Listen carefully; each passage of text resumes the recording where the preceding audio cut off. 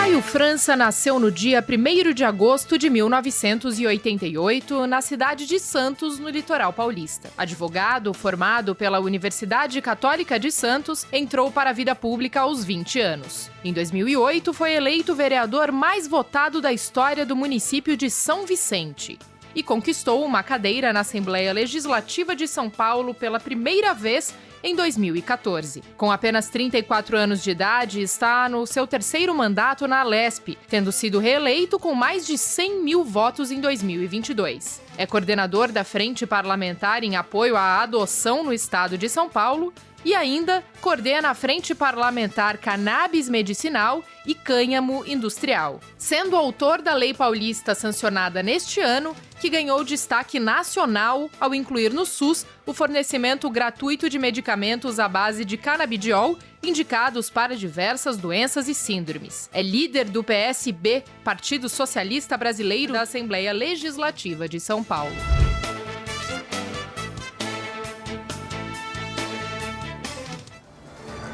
Olá, sejam todos muito bem-vindos, todas muito bem-vindas a mais um Conexão Paulista, aquele programa que aproxima você das decisões políticas do estado de São Paulo.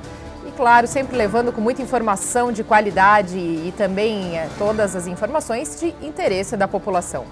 Hoje o Conexão Paulista recebe o deputado Caio França, líder do PSB, Partido Socialista Brasileiro, no Parlamento Paulista. Muito obrigada, deputado, por estar aqui conosco. Agradeço o convite, uma honra estar aqui com vocês para tratar um pouco do nosso trabalho e também das perspectivas aí para esse mandato. Obrigada, deputado. E na edição de hoje me acompanham também os jornalistas Kleber Gonçalves, editor-chefe do portal de notícias da Alesp, e Arminda Augusto, gerente de projeto do Grupo Tribuna. Muito obrigada, Kleber. Obrigada, Arminda.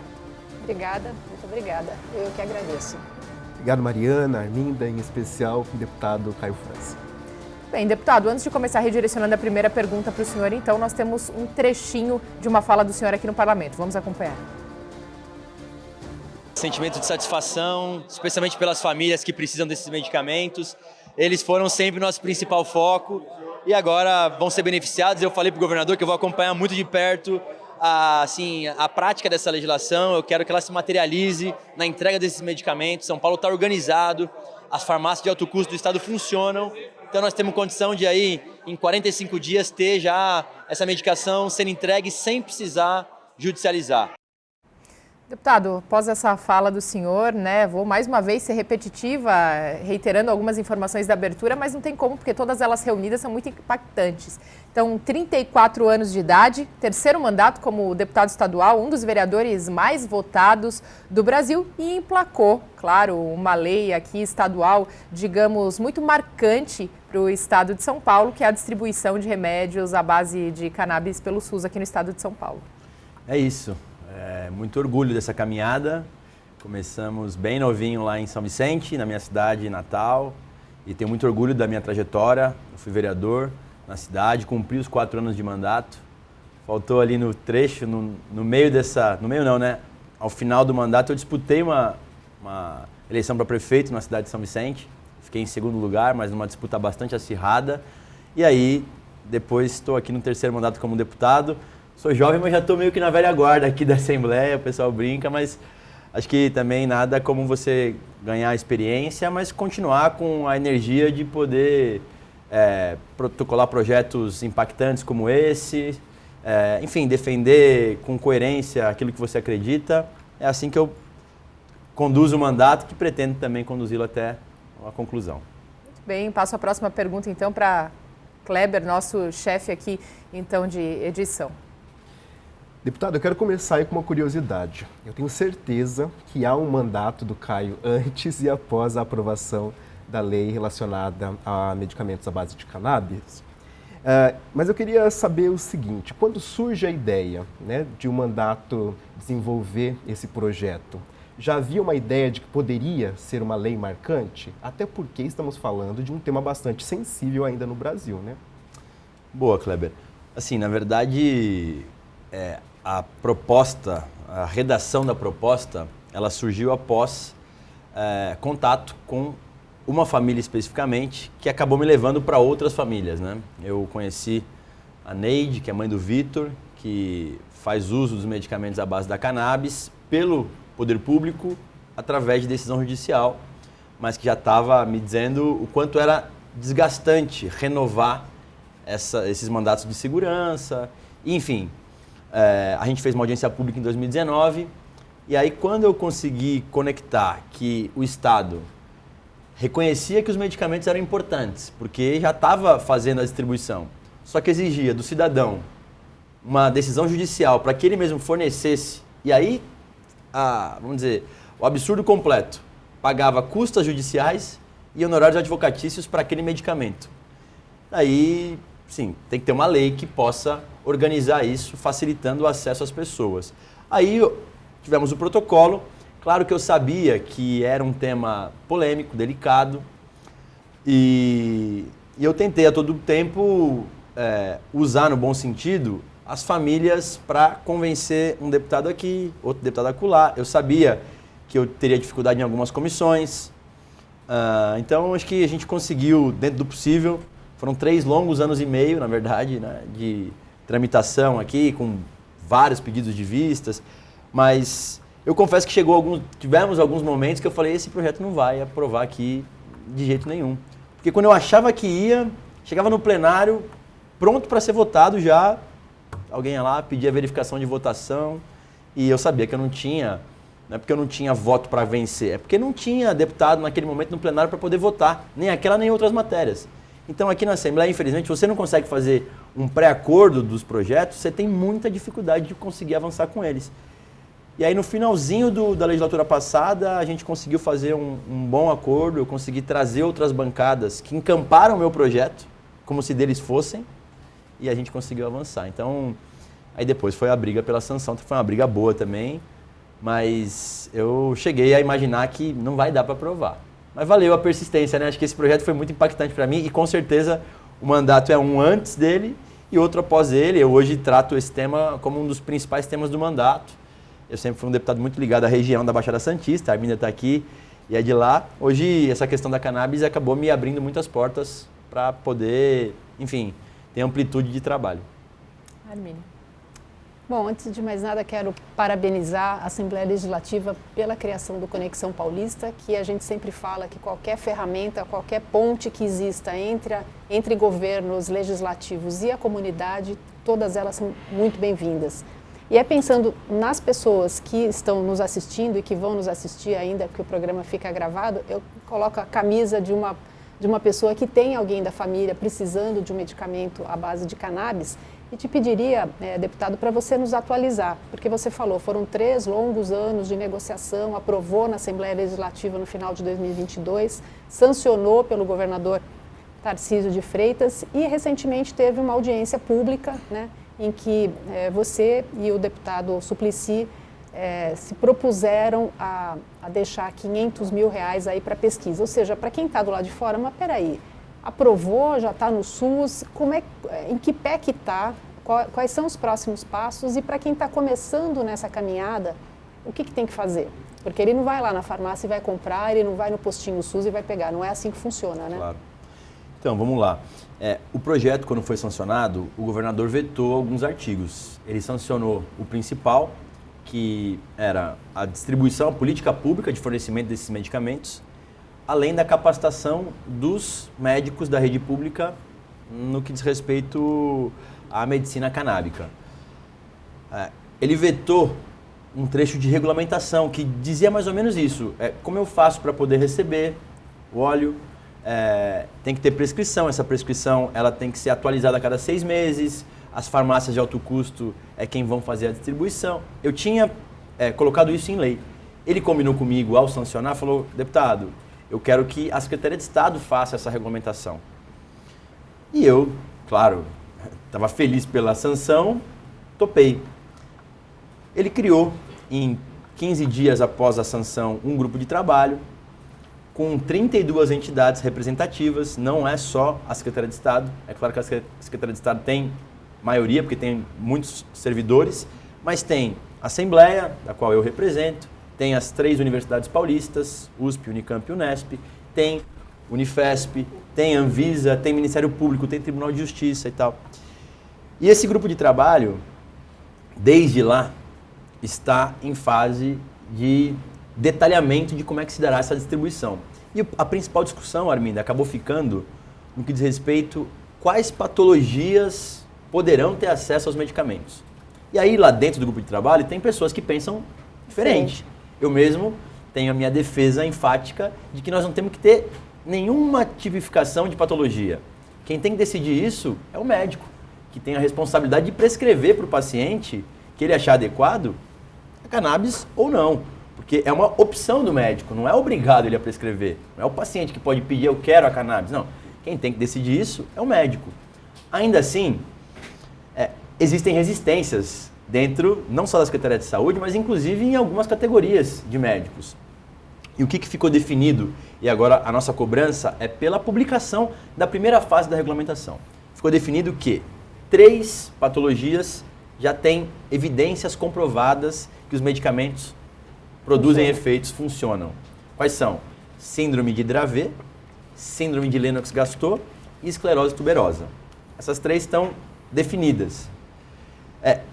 Eu poderia dizer que logo na sequência disso já tem também uma definição, inclusive agora já detalhada, de dor crônica, que também era uma das lutas principais, porque, só assim, fazendo um paralelo, eu defendo a liberdade do médico, mas eu sabia que seria difícil de poder emplacar isso numa regulamentação aqui em São Paulo. Eu sabia que eles viriam com quais patologias, cadê os estudos, onde é que estão as evidências, qual tipo de estudo que isso é feito. Então, eu tentei ao longo do tempo, bom, tudo bem, mas vou tentar então ampliar as patologias no máximo possível. E eu sabia que dor crônica é uma patologia, né, que atende muita gente. Porque o meu interesse principal é o quê? É impactar mais pessoas com a lei que eu fui autor. E o que eu estou defendendo é o seguinte, se o governador sancionou, é sinal de que, de alguma maneira, ele quer fazer com que São Paulo esteja na vanguarda desse assunto. Ele quer que os medicamentos cheguem na ponta. Então, ele tinha a opção de vetar. É uma opção do governador e cada um arca com as suas opções políticas, né? Vetar e sancionar é uma prerrogativa dele. Ele sancionou. Então, hoje nós estamos aguardando, porque não tem mais, assim, para essa primeira fase, não tem mais o que discutir. A discussão das 3 está superada, as 3 patologias estão definidas. Já está superado que os médicos da rede que terão que prescrever. Já está superado que as farmácias de alto custo é quem vai entregar. Já está superado que a cada 6 meses o paciente terá que voltar no seu médico com prioridade para ver, deixa eu ver se os seus medicamentos estão fazendo efeitos positivos na sua patologia. Então agora é apresentar, que é uma cobrança que a gente faz, inclusive na frente parlamentar que nós montamos, tanto eu quanto o Suplicy, eu coordeno, ele é meu vice-coordenador, nós cobramos isso da Secretaria, que não tem mais o que discutir para esse assunto. Aí a parte boa da regulamentação, reconhecendo que existem muitos estudos, existem muitas pessoas autistas, pessoas que sofrem com epilepsia, por exemplo, insônia, ansiedade, Alzheimer, Parkinson, que já fazem o uso dos medicamentos. O que nós conseguimos? Que o grupo de trabalho será permanente. O grupo de trabalho não vai findar na primeira regulamentação. Vai ser permanente, ou seja, a cada novidade que a ciência, que a medicina trouxer, a gente consegue incluir uma nova patologia. Então, o momento que nós estamos é exatamente esse, aguardando a primeira publicação da regulamentação que vai trazer essas 3 patologias e logo na sequência, e eu falei ali no meu vídeo, não sei se você... Falei, governador, a mesma insistência que eu tive para poder aprovar o projeto na Assembleia, eu terei para vê-lo produzindo seus efeitos. Porque ninguém, assim, uma lei que não produz efeitos, era melhor ele ter vetado. Sem dúvida. Deputado, ainda na esteira dessa pergunta que a Arminda fez para o senhor sobre o lançamento dessa frente parlamentar, que se chama Frente Parlamentar da Cannabis Medicinal e Cânhamo, também medicinal, gostaria que o senhor explicasse um pouco melhor para a gente, porque essa frente parlamentar envolve também a produção por parte de institutos e pesquisa das universidades, como o senhor citou, estaduais localizadas aqui em São Paulo, justamente sobre esses medicamentos, até para dar uma agilidade maior, no sentido de que se hoje esses insumos, esses medicamentos têm que ser importados, por que não produzir dentro do próprio Estado para abastecer uma legislação que foi aprovada e sancionada pelo próprio Estado? Sim, então aí é o seguinte, né? A partir da sanção da Lei 17.618, que é a Lei da Cannabis no SUS, eu entendi o seguinte, eu preciso ocupar esse tema aqui na Assembleia para poder produzir mais efeitos, para poder evoluir na parte legislativa, mas também percebendo que eu estou tendo dificuldade de avançar nas patologias, eu preciso encontrar uma maneira de poder dizer para o Estado, eu estou aqui custeando um estudo para mostrar que autismo pode entrar, por exemplo. Então, duas coisas. Eu protocolei o projeto de lei 563, que está tramitando aqui na Assembleia, que permite que as universidades públicas e os institutos vinculados à Secretaria de Estado, Butantan, FURP, possam plantar e produzir esses medicamentos, barateando lá embaixo o custo dele, que hoje, infelizmente, tem que ser importado. Ponto número 1. Então, essa é uma luta que nós vamos travar nesse novo mandato aqui.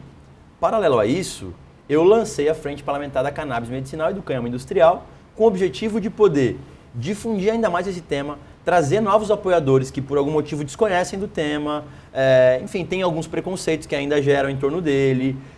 E quando você traz informação de qualidade, resumida para os parlamentares, você vai conquistando apoios.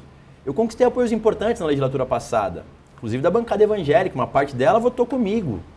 Então, veja, não é fácil aprovar um tema assim num parlamento, num estado conservador como o estado de São Paulo, ter um projeto de um governador que veio também eleito por uma base mais conservadora e ele sancionar. Eu acho que isso também é fruto do meu trabalho aqui, de poder conversar com pessoas que não estão convencidas ainda. Talvez se eu estivesse aqui falando de um ativismo mais enfático sobre a descriminalização das drogas, sobre outros temas mais, eu teria ficado para trás. Então, acho assim, eu preciso ganhar opinião pública. E para ganhar opinião pública, eu preciso ganhar novos adeptos. E a Frente Parlamentar fará com que isso aconteça. E como é que eu vou fazer isso? Primeiro, eu estou disponibilizando das emendas impositivas do meu mandato. Suplicy, convenci também a disponibilizar do mandato dele R$500 mil por ano para poder custear pesquisas, para poder... E aí, sim, tem inúmeras possibilidades. A pesquisa é uma delas. Mas eu quero muito, por exemplo, hoje já existem associações canábicas aqui no Brasil, que é um país que tem... Só o Brasil tem essa vertente, que eu acho muito legal, inclusive, tem associações que têm autorização judicial para plantar e produzir. Tem uma associação aqui, a Flor da Vida, por exemplo, que tem 7 mil famílias, todos os meses se beneficiando dos medicamentos. 7 mil famílias é muita gente.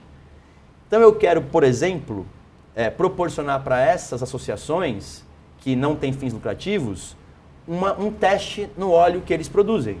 Por exemplo, da Unicamp. Então eu quero poder garantir que a Unicamp ou a USP ou a Unesp possa testar o óleo dessas entidades, demonstrando que elas têm a mesma qualidade, por exemplo, de um óleo importado. Porque se tem as pessoas que falam, mas esses óleos que são das associações não são tão bons quanto. Bom, então vamos testar. Enfim, acho que tem inúmeras maneiras da gente poder usar recursos do Estado para poder fomentar esse tema. E com isso, eu vou colocando cada vez mais o pé na porta, vou abrindo a porta, vou mostrando. É assim que eu aprendi a construir esse processo. E claro que com isso também, eu estou buscando outros parlamentares para colocarem recursos aqui. E a decisão sobre onde serão usados esses recursos não caberá nem a mim, nem ao Suplicy. Nós montamos um conselho deliberativo com 8 pessoas que representam entidades médicas, de associações canábicas, de usuários, de pesquisadores, que definirão onde esses recursos serão utilizados. Inclusive, propusemos já um edital de financiamento de emendas, em que as entidades, prefeituras, universidades, vão apresentar o seu projeto e até o final de setembro, esse nosso conselho deliberativo vai tomar as decisões. Então, a minha ideia é poder ocupar a Assembleia com informação de qualidade, para eu convencer mais deputados e, ao mesmo tempo, mostrar que o Estado de São Paulo já está usando recurso público para poder financiar projetos ligados à cannabis. Isso não deixa de ser uma revolução, ainda que seja do nosso tamanho aqui, na nossa capacidade, mas eu acho que a gente está conseguindo fazer algo que, inclusive, está sendo impactado em outros estados. Sim, esse nosso projeto, por exemplo, hoje foi protocolado ao longo depois da sanção do governador Tarcísio, em outros 24 estados. O projeto idêntico ao nosso. Ou seja, é quase uma legislação brasileira, porque se 24 estados tiverem a sanção, a gente está ocupando um espaço que o Congresso Nacional deveria fazer e acabando conseguindo pela dificuldade, pelo conservadorismo que lá está. Então, acho que é isso, assim, acho que em relação ao tema, eu estou muito seguro dos nossos movimentos e espero que, de fato, o governo possa cumprir a parte dele de publicar as regulamentações, de agilizar esse processo, porque senão fica uma coisa muito... assim, eles sancionam por um lado e por outro ficam enrolando na regulamentação. Não tem sentido, né? Então, até aproveitar esse momento aqui para poder reforçar para que o governo possa publicar logo essa regulamentação. Sem dúvida. Eu quero aproveitar, deputado, que o senhor citou essas negociações de bastidores que são extremamente importantes, né, para se aprovar um projeto de lei. E aí dizer que a gente sabe, né, aqui fazendo as apurações, que o senhor é um dos deputados que mais realizam articulações. E aí, eu queria uma avaliação do senhor. O que é que muda lá do primeiro mandato, enquanto deputado estadual, para agora, o terceiro mandato, nessas articulações? O que o senhor tem sentido nessas relações com os diferentes partidos, com as diferentes bancadas? E qual é a relação adotada pelo líder do PSB também com o governador Tarcísio nesse momento? Muito boa pergunta. Assim, primeiro que, como eu falei aqui durante o programa, acho que o meu perfil, eu me considero, né, se é que eu tenho que ter um estereótipo de identidade ideológica, eu me considero de centro-esquerda. E isso faz com que, claro, eu me relacione mais com bancadas mais do campo progressista. Agora, eu fui no primeiro mandato da base de apoio do Geraldo Alckmin com o Márcio França, que foi o primeiro mandato que eu assumi aqui. Então eu me relacionei com todas as bancadas, da esquerda para a direita, e assim vai. Depois eu fui um deputado de oposição no governo do João Dória. Eu apoiei outro candidato, apoiei o Haddad, e não o Tarcísio na última eleição. Então, a grosso modo, eu também, nesse momento, poderia ser colocado na oposição. O que eu disse e reitero, falei para o governador, é que a gente se considera, pelo menos eu e os meus dois colegas deputados do PSB, como independentes. A gente pode, em alguns momentos, concordar com o governo, ajudar o governo com quórum em algumas matérias. Agora, tem matérias que para nós são inegociáveis. E dessa forma, eu também tento demonstrar que existe um meio do caminho. Né? É muito difícil isso aqui no parlamento, porque se você... Para o governo é assim, ou você faz tudo como eles orientam, ou você é da oposição. Veja, e aí também faz parte se eles pensarem assim. Eu acho que há um caminho de conversa. Eu me considero uma pessoa que tem um bom trato com todos os campos. É claro que as eleições nacionais acabaram assim, intensificando mais essa questão de esquerda, direita e tal, e faz parte também do jogo da política. Mas eu evolui muito nessas conversas de bastidores. Eu aprendi melhor também a usar o regimento da casa em meu favor. Então hoje a liderança do partido me proporciona, por exemplo, também dificultar projetos de outros parlamentares.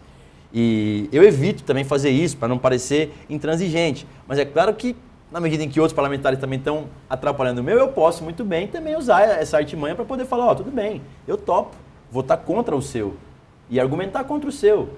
Mas desde que você não fica obstruindo o meu, vai lá e argumenta contra o meu. O que me incomoda no parlamento, é legítimo, faz parte, mas me incomoda é a tal da obstrução que não tem fim. Um projeto que você protocola, você não consegue ver ele chegar no plenário para ter um debate mais profundo sobre ele. Porque eu não tenho problema com quem é contra os medicamentos à base da cannabis no SUS, faz parte.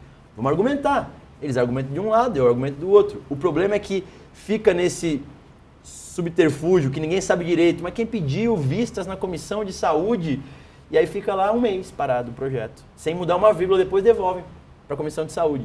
É aí que mora a conversa, de você saber quem está relatando, de você conversar com ele, de você também começar a de alguma forma também usar um pouco dessa artimanha em outras comissões. É por isso que é importante as vagas nas comissões, porque você acompanha para e passo onde está cada projeto.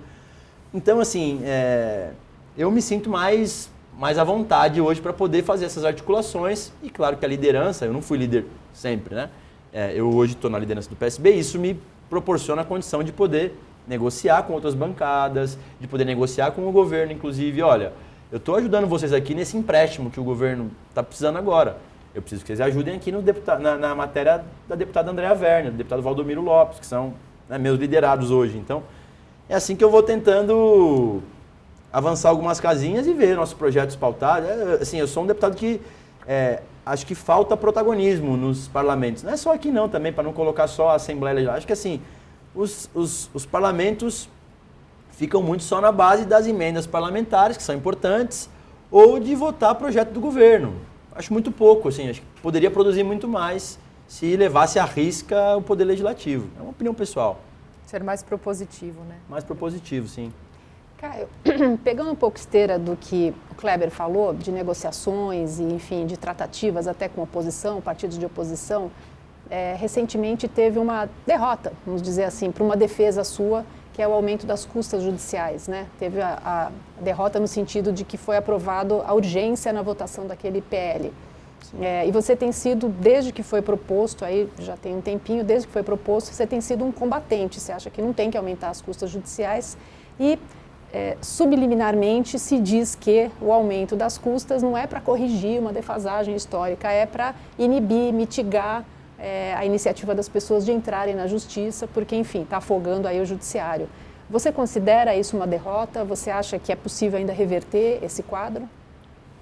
Olha, foi aprovado o regime de urgência no limite. O governo precisava de 40... Eu coloco o governo aqui porque o governo se movimentou para aprovar essa matéria. É um projeto Vamos do dizer Executivo? Que não. O projeto é do Tribunal de Justiça. É do Executivo. O Poder Executivo disse que não ia se movimentar, mas na prática está se movimentando. E eu faço essa defesa aqui, assim, tenho muitos amigos no tribunal, eu respeito muito todos os desembargadores, juízes, funcionários e tal. Você é Agora, advogado, né? Eu sou advogado por ofício, por origem. Agora, primeiro que eu acho que aumentar taxas nesse momento não é o movimento mais adequado. Creio também que aumentar as custas não é lá o melhor remédio, podemos dizer assim, para evitar a judicialização de temas. E mais do que isso, e talvez do ponto de vista principal para mim, o tribunal, mesmo com esse aumento, continuará precisando de repasses do Poder Executivo para finalizar a sua folha, continuará precisando de aportes do Poder Executivo ao final do ano. Ou seja, nós vamos ter um desgaste de votar uma matéria polêmica, porque aumentar custas é sempre desgastante, sendo que isso não vai resolver, vamos dizer assim, a autonomia administrativa e financeira do tribunal, que é algo importante a ser discutida. Eu penso que sim, outros tribunais de outros estados já são autossuficientes, mas não é com esse projeto que vai se resolver.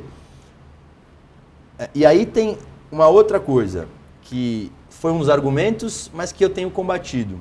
Porque tem processos aqui bilionários e esses processos bilionários, eles têm um custo muito próximo daqueles que têm um custo ínfimo. É o que eu disse. Bom, então, para processos bilionários, podemos ter uma taxa especial. Mas não é isso. É um recurso ordinário. É um agravo de instrumento que qualquer um aqui pode discordar da decisão em primeira instância e querer recorrer. Por que não? É um direito de qualquer cidadão.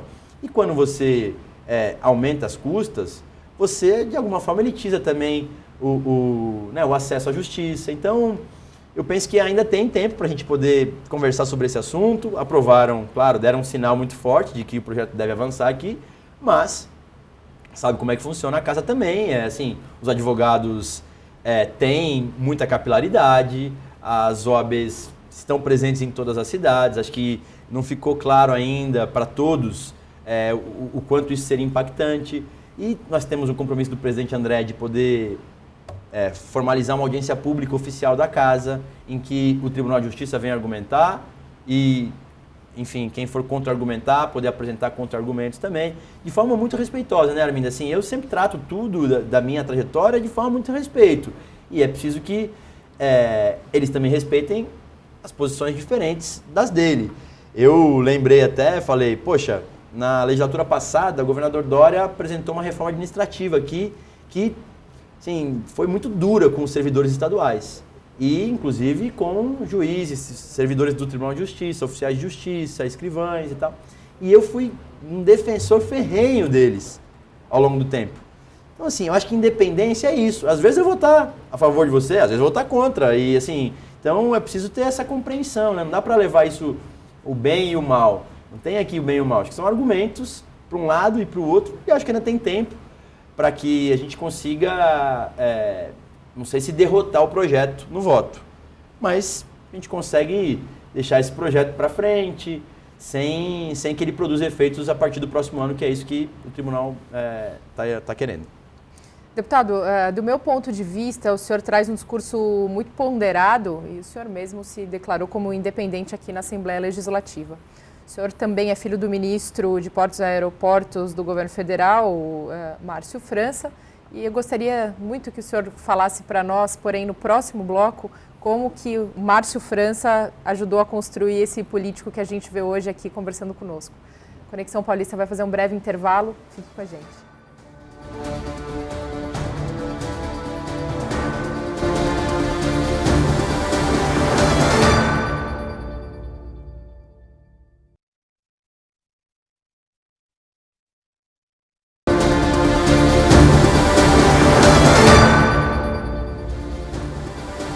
Bem, estamos de volta com o segundo bloco do programa Conexão Paulista. O entrevistado de hoje, o deputado estadual Caio França, líder do PSB na Assembleia Legislativa do Estado de São Paulo. Deputado, retomo então minha última pergunta no final do último bloco para o senhor, reforçando aqui, né, sempre a sua fala muito ponderada, sua postura independente aqui no Parlamento Paulista, mas o senhor é filho do ministro do Governo Federal de Portos e Aeroportos, Márcio França. E aí, qual foi a influência, então, do atual ministro nesse seu perfil político? Primeiro assim, eu não posso negar que foi ele que me abriu as portas para esse universo da política. Eu não pensava em entrar, entrei na faculdade de Direito sem muito assim, a certeza do que eu queria, né? Acho que muitos entram na faculdade de Direito com um leque amplo de opções. Promotoria, advocacia, judiciário e também, eventualmente, a política, porque a faculdade de Direito é uma faculdade politizada demais. Aí, no primeiro ano a gente montou um partido na faculdade, a gente ganhou a eleição, ficamos os 5 anos lá à frente do centro acadêmico da Atlética. Então isso já foi mais um empurrão. E claro que em casa eu tinha uma referência de alguém que está na vida pública desde o ano que eu nasci, em 88. Ele era vereador, depois foi prefeito por 2 vezes. E também, de alguma forma, me incentivou a isso tudo. E claro que continua sendo a minha grande referência.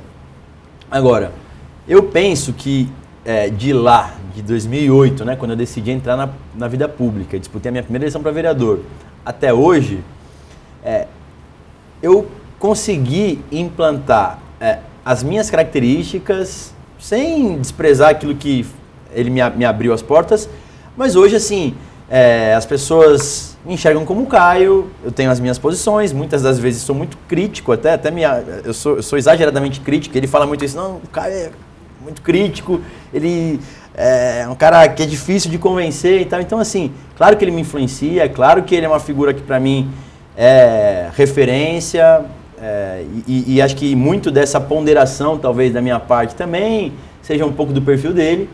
Ele é uma figura bastante ponderada, foi vice-governador do Alckmin, foi candidato a governador em 2018 e foi muito bem votado. Nessa última eleição foi candidato ao Senado, ficando em segundo lugar. Hoje é ministro do presidente Lula.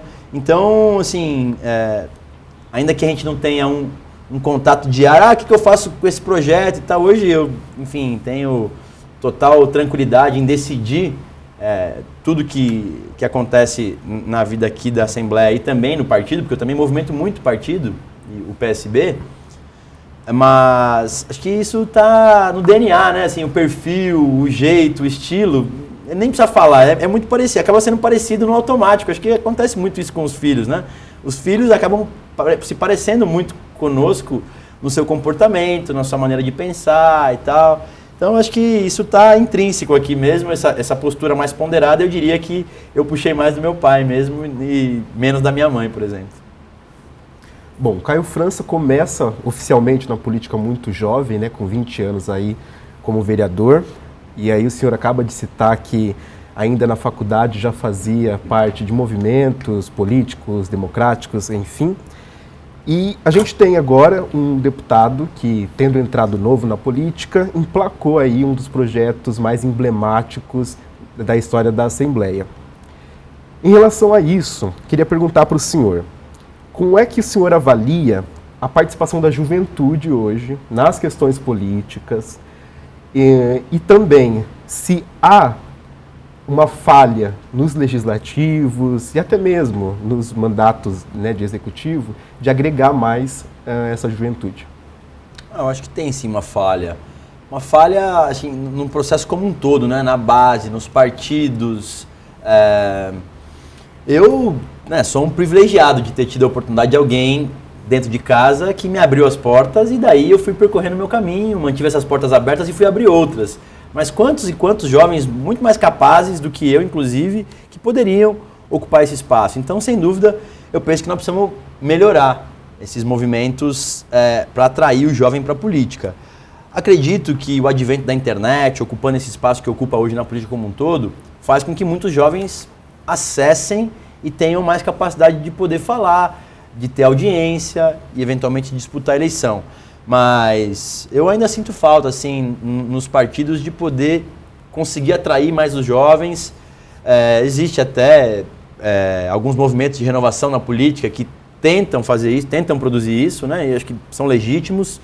Agora, acho que a nossa democracia ainda deve muito, assim, à juventude de mais espaço de protagonismo. Você percebe pelo Congresso Nacional, ainda que nós estejamos num processo de melhora em relação a isso. Acho que a cada legislatura você vai tendo mais jovens ocupando espaço, mais jovens, e isso é importante também ser colocado, mas a média de faixa etária dos parlamentos é muito alta, do Congresso especialmente ainda, eu não sei dizer aqui, mas deve ser em média de 60, 65 anos, a média dos parlamentos. E lembrando também, assim, não é uma crítica, mas é uma constatação, que nós tivemos uma ampliação de mais jovens na política nessa legislatura e na outra, advindo de fenômenos eleitorais que acabaram, né, repercutindo. Não é uma construção de base onde o jovem passou por um processo e aí, assim, né, de repente, e sem condenar, é um perfil. Alguém na internet bombou, tem um TikTok muito bom, faz algumas mensagens caricatas desse ou daquele político e a pessoa se apega àquilo ali. Não é uma construção política, é um fenômeno, um cometa que pode ser duradouro, mas que também pode não durar muito tempo. Então, eu prefiro, e eu também, até porque a minha origem é uma origem mais da política de base, de construir partido, de fazer chapa de vereadores, de disputar eleição, de ganhar, de perder, de se envolver na eleição de bairro, de conselho tutelar. É o estilo que eu aprendi a fazer. Se está certo, está errado, o que é... Acho que não tem certo e errado aqui, né? São constatações. Claro que também estou nesse universo da internet, pretendo cada vez melhorar mais para poder ampliar a minha atuação e difundir mais os meus trabalhos, mas eu não deixo o meu trabalho de base do dia a dia. Então, assim, acho que não é fácil de conseguir colocar o jovem na política, assim como a mulher também ainda, né, tem mais dificuldade ainda. Nós estamos conseguindo avançar, mas na minha percepção, muito mais pelos fenômenos que passam, né, da internet do que por uma construção de base organizada pelos partidos. Eu acho que é muito mais mérito individual de cada uma das pessoas. Se a Arminda me permite, só para aproveitar o tema, ainda considerando isso, né, e levando em consideração a composição da Assembleia, como que o senhor avalia aí, nos últimos anos, os avanços e também os desafios que ainda estão presentes em relação a essa representatividade mesmo da população? Então, veja, se você fizer um recorte de faixa etária sem entender a origem, você vai dizer, a Assembleia colocou mais jovens aqui. A faixa etária hoje tem deputados muito mais jovens do que eu. Como eu disse, eu já estou com 34, faço 35 esse ano. Eu estou meia idade aqui já, e eu sou jovem em relação a outros parlamentos. Então a Assembleia, por exemplo, num recorte superficial, teve uma renovação importante. Agora, eu sinto falta de uma política mais consistente de base, e eu não sei se nós vamos ter chance de fazer isso ao longo do tempo. Então, de alguma forma, a Assembleia conseguiu fazer essa renovação, e aí vamos ver também o que essa nova Assembleia produz, né, na prática, porque também, se a prática for a mesma, só está mudando a faixa etária e as práticas continuam as mesmas também. E é uma questão a ser observada, né? Se os jovens produzirem as mesmas coisas que os mais antigos produzirem, de repente, daqui a pouco vão questionar, falar, mas será que é melhor ter jovem na política mesmo ou é melhor ter o pessoal mais experiente, mais cascudo? Em relação Enfim, aos outros grupos, deputados, mulheres, comunidade LGBT, acho pessoas que a negras... questão de mulheres também tem uma melhora, ainda muito aquém do que deveria.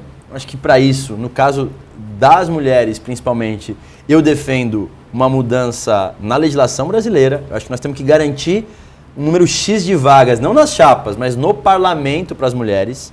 Eu acho que esse vai ser a única maneira que você tem de poder garantir mais acesso das mulheres nos parlamentos. Então, assim, da mesma forma, tem evoluído, questão LGBT, diversidade, eu acho que também evoluiu aqui a Assembleia, mas ainda muito pouco, eu não sinto que é um extrato da sociedade. Acho que deveria ter muito mais presença aqui na Assembleia, especialmente aí voltando à questão das mulheres, que se você for fazer um extrato 50-50, vai, para falar uma coisa ainda superficial, que tem mais mulheres do que homens. Mas eu acho que se a gente não tiver uma medida mais enérgica, falando o seguinte, estamos reservando 30% do parlamento para as mulheres e elas disputam só aquelas vagas, não disputam com os homens. Os homens vão disputar as demais. Caio, falando de uma área que você também milita, né, e que você também gosta, que é a educação. A gente vive, né, a impressão que se tem é que a gente vive 2 passos para frente, 3 passos para trás, 1 passo para frente, 2 passos para trás. A gente teve recentemente o anúncio do governo federal de um plano nacional de erradicação do analfabetismo, que é um tema que, assim, isso é dos anos 70, dos anos 60, né? A Covid impactou muito, né, a questão da saúde. Houve uma série de avanços, né, como você carimbar verbas do orçamento, tem que ser no mínimo investimento de 25%. Só que a gente ainda tem um dado, que é o dado de que menos de 30% das crianças que entram no primeiro ano do fundamental, menos de 30% terminam a educação básica. Então eu te pergunto de uma maneira objetiva, o que falta para a gente ter um avanço de primeiro mundo no Brasil? É dinheiro? O dinheiro está mal administrado? Ou é um olhar permanente que transcenda aí 4 anos de governo, que tenha uma perenidade aí por décadas? Eu acho que não é dinheiro não, Arminda. Sinceramente, eu penso que é você conseguir conectar para que o ambiente da sala de aula seja mais atrativo para o jovem. E aí isso passa por uma reformulação de matérias, para que você tenha um ambiente escolar mais adequado, que você também tenha professores que estejam mais afinados com esse movimento de renovação digital, por exemplo, que existe. Então, não tem uma bala de prata, né? Isso aqui resolve. Não tem também, não posso ser ingênuo achar que isso acontece. Mas eu acho que são várias vertentes que podem atrair, mas sinceramente eu penso que dinheiro não é o caminho. A gente tem aí casos e casos de prefeituras que, por exemplo, ficam desesperadas para conseguir gastar os 25% da educação. Então, assim, não é falta de recursos. Acho que o professor tem que ser reconhecido e isso é uma vertente permanente sempre, mas ao mesmo tempo ele também precisa se atualizar para não ficar só uma discussão de que só precisa pagar melhor o professor, precisa reconhecê-lo como tal, mas ele também precisa estar num processo de qualificação permanente em relação a tudo que a tecnologia nos propõe, por exemplo. E além disso, infelizmente a pandemia trouxe ainda mais esse abismo que existe entre as camadas sociais, né? Você tem escolas que conseguiam propor para o aluno aulas permanentes de videochamada ao vivo com respostas e os alunos da rede tendo que receber, sei lá, ir numa lan house para poder assistir uma aula. Tem até algumas entregaram tablet, mas aí você não tem conexão com a internet, aí tem que entregar o chip da internet, e nem todas as prefeituras também têm essa mesma capacidade que as grandes cidades têm.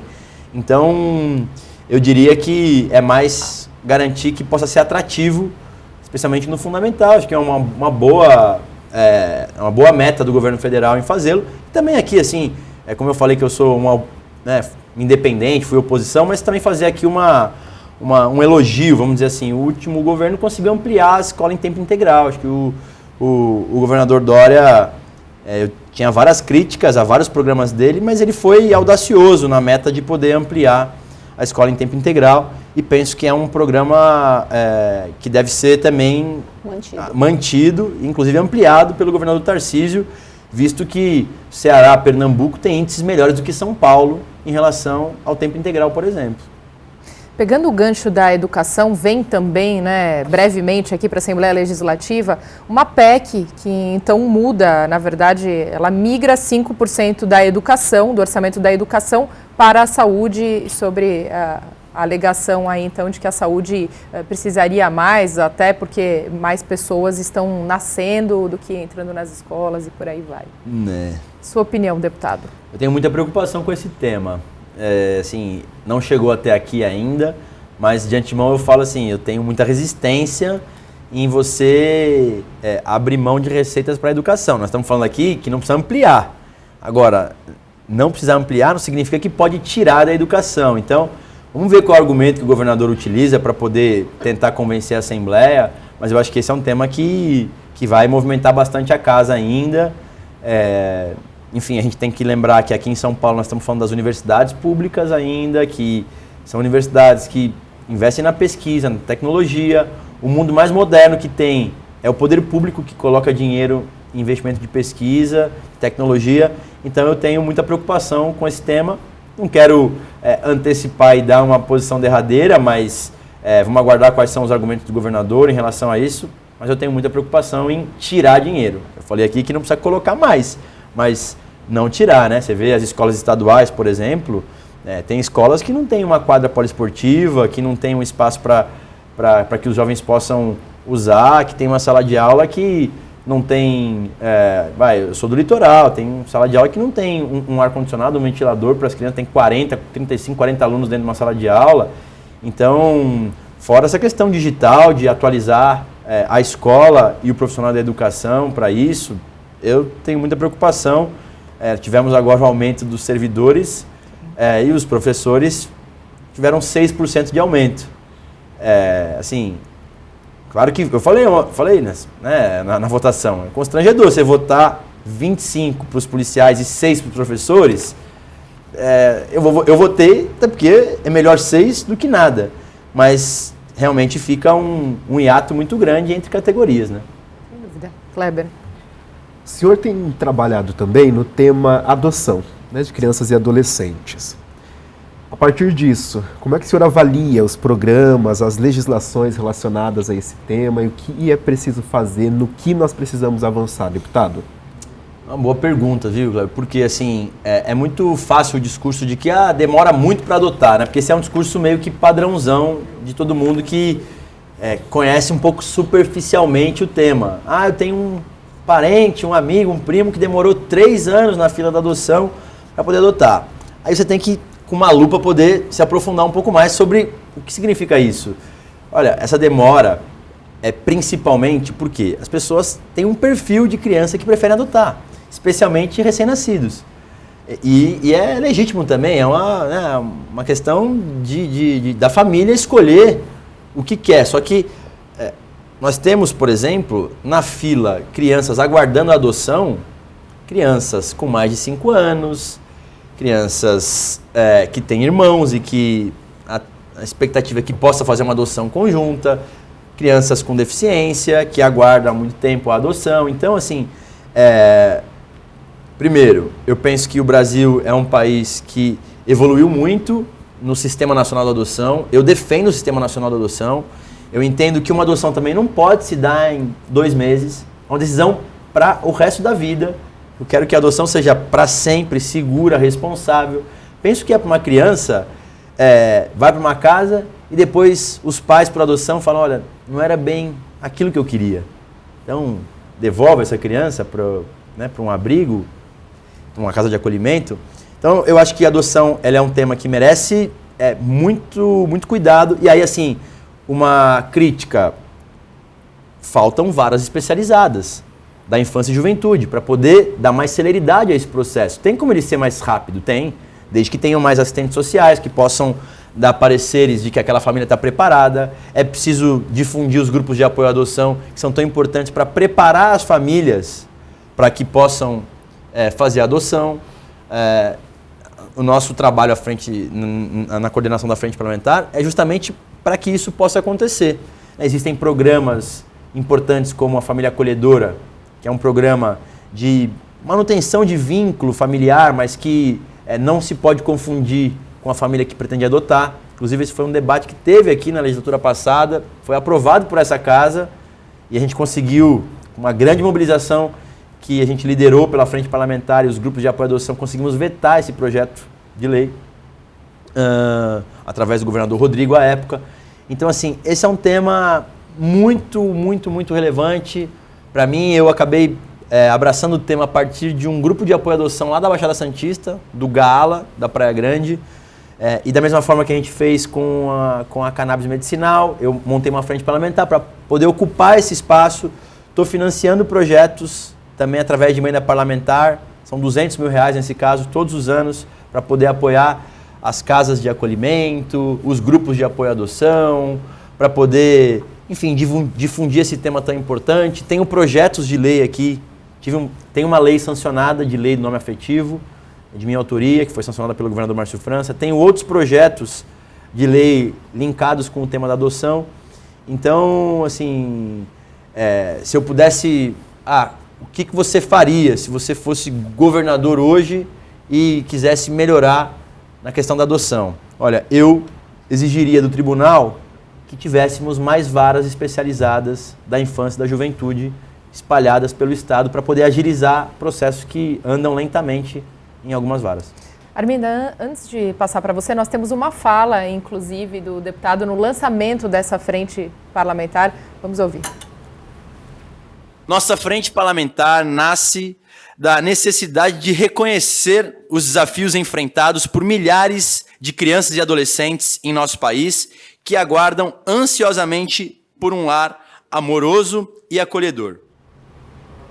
Deputado. É isso, assim, a prioridade são as crianças e adolescentes. Então, nós precisamos fazer com que as famílias compreendam isso. E quem estiver disposto a adotar, tiver isso no seu coração, tem que saber que a gente tem muitas crianças que aguardam para serem adotadas. Só que a maioria delas hoje tem um perfil que não se encaixa com o perfil das pessoas que pretendem adotar. Então, a gente tem que estimular ainda mais a adoção, que para alguns é tardia, né, após os 5 anos, 6 anos, de crianças com deficiência, de crianças que têm irmãos, de crianças negras, que também têm mais dificuldade em serem adotadas. Então, é sob essa ótica que eu pauto também as nossas movimentações na frente parlamentar. Caio, eu queria aproveitar, imagino que a gente esteja caminhando aí para o último momento da entrevista, eu queria aproveitar e fazer um bate-bola aqui com 3 questões muito rápidas e eu queria a sua opinião. Tá. Redução da maioridade penal, resolve ou não resolve? Eu vou dar as 3 e você responde num texto só, tá bom? Redução da maioridade penal, resolve ou não resolve? Reeleição ou mandato de 6 anos? E aborto? Bom, vamos lá, temas complexos, mas e que também não é eu gostaria de poder discorrer um pouco mais sobre cada uma delas. Tem que ser bate-bola. Eu penso que redução não resolve, eu penso que a questão da reeleição, eu gosto de mandatos no Executivo de 6 anos, eu defenderia se no Congresso estivesse. Eu acho que assim, você consegue concluir mais coisas e você... não passaria o último ano do seu mandato só focado em se reeleger. E o aborto é um tema bem assim, difícil. Eu defendo a atual legislação. É um tema difícil para mim. Eu entendo que a atual legislação, do jeito que está, é suficiente para poder atender os principais problemas que a gente tem. Agora, eu gostaria que esse tema, por exemplo, principalmente do aborto, pudesse ser tratado de forma mais racional pelas pessoas no Congresso Nacional. Infelizmente, isso não acontece. Religiosa. Então, eu defendo a atual legislação, mas eu acho injusto com as famílias de baixa renda que não têm condição de poder pagar, por exemplo, para um médico, como muitas famílias que têm condição de pagar fazem, não ter essa oportunidade. Então, nós precisamos encontrar um caminho para não criminalizar aquela mãe que, pelos seus motivos, não consegue, né, pelos seus motivos, não vai conseguir ter aquela criança, não pode ter aquela criança, enquanto uma família que consegue pagar até 5 mil reais, por exemplo, 10 mil reais, nem sei quanto custa isso hoje, e uma família da periferia de São Paulo acaba tendo que fazer um aborto de forma totalmente desamparado, inadequado. Então é um tema que merecia um debate mais racional do Congresso, que infelizmente não acontece. Kleber. Bom, deputado, a gente começou falando dos medicamentos à base de cannabis, né, porque é o destaque do teu mandato, mas agora caminhando para esse momento final, eu gostaria também de saber duas coisas. Primeiro, quem é o deputado Caio França quando não está na função de deputado? Né, como é a família, qual é o dia a dia do deputado? Para quem te segue nas redes, isso fica um pouquinho mais claro, mas acho que é importante para quem nos assiste. E o senhor também já concorreu ao cargo no Executivo, né, como Sim. prefeito. Existe essa intenção ainda? O que tem sido pensado a esse respeito? Diga pra gente. Eu me considero uma pessoa bastante caseira, super apegado à minha filha, esposa e os meus cachorros. Adoro ficar em casa sem fazer nada com eles. Também curto, claro, passear. Eu tenho o privilégio de ter a praia, né? A gente que é caiçara tem esse privilégio, então adoro praia também, pratico esportes todos os dias. Então eu diria que sou um aficionado no Santos Futebol Clube, sou conselheiro do Santos, então me movimento também até na política do clube. Então sou um santista apaixonado, frequentador da Vila Belmiro, inclusive, fase muito ruim que estamos vivendo.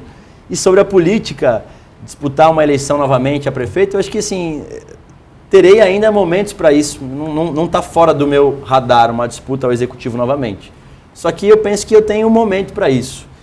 Durante todo esse período, eu cumpri os meus mandatos até o final. E essa é uma coisa muito cara para mim, assim, você ganhar uma eleição e cumprir até o final o mandato. Então, para você ter que largar o mandato no meio, você tem que estar muito convencido e sentindo que é aquele momento.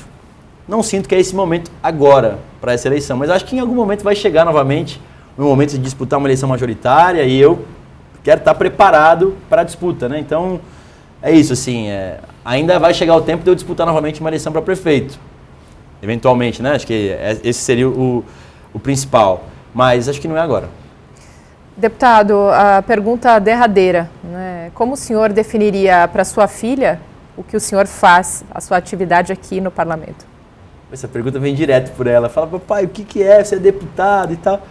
Olha, acho que a política é um instrumento que você tem mais viável de você transformar as realidades, de você mudar a vida das pessoas. Meu avô era médico e ele era um médico muito querido na cidade. E, inclusive, a gente deve muito do início da política ao meu avô que era médico, não era da política.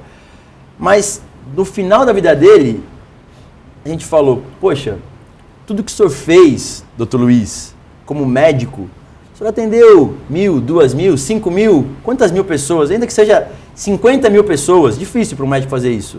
Na política, cada decisão sua influencia milhares de pessoas. Então, assim, na política você consegue, de fato, mudar realidades de forma mais enfática. Então, acho que é isso, assim, a minha missão é transformar realidades, é tentar, enquanto parlamentar, garantir mais oportunidade para as pessoas, principalmente para aquelas que não têm as mesmas condições que eu tive.